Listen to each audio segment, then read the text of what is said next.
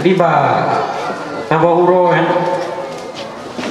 nak cerita Tabahuro Abu Kalabah nang ditulis dalam kitab An-Nawadir. Jadi Abu Kalabahnya dengar lam dengar Abu Kalabah gekalan kuburan kata hah mandu kuburan urang ikut kuburan kata dulu nah sidra urang di kuburan dalam keadaan tekli hana hidangan dapur tekli yang lain mandum dengan makanan mewah, nasi kambing, nasi lumo, nangkut, nanyo, dupo na iganya tidak betul dalam keadaan dulu tapu hana itu gejak gedekati dia Abu Kalabah wahai urang agam pakan ada orang lain mandum nah hidangan dike pakan ro nah hidangan gezo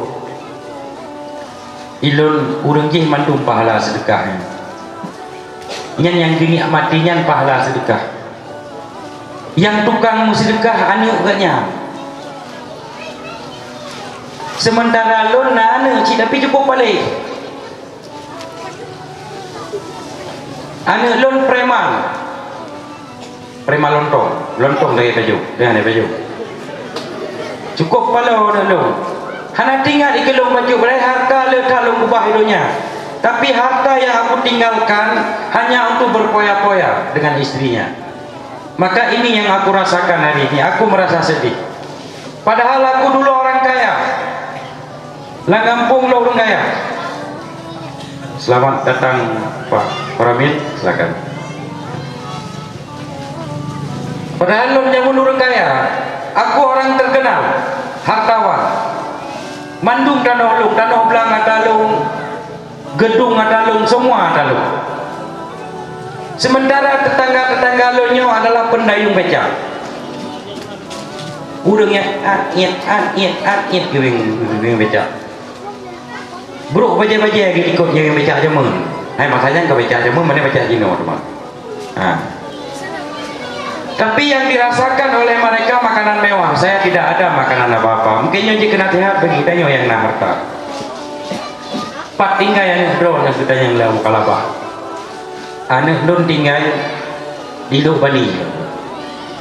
Lorong nelayan.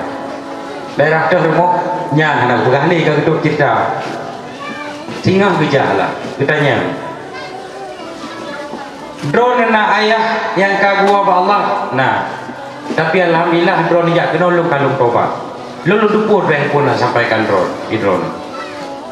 Lun awai orang yang kubut kemungkaran. Lun pemabuk, pejudi, pengisap sabu-sabu dan lain-lain. Tapi waktu lembuk renungi lun menyonyo buat lun pasti milanya orang cilung lang kubu. Akibat cilung beklam lun tobat, ubena harta ayah kalung sedekah. Oh kakak tobat, kak, alhamdulillah. Tentu malam gumulung polong Abu Kalabah. Gekalalah di ke dalam yang nadi ke urang bunonya, kapunoh dengan sedekah, kapunoh dengan pahala-pahala.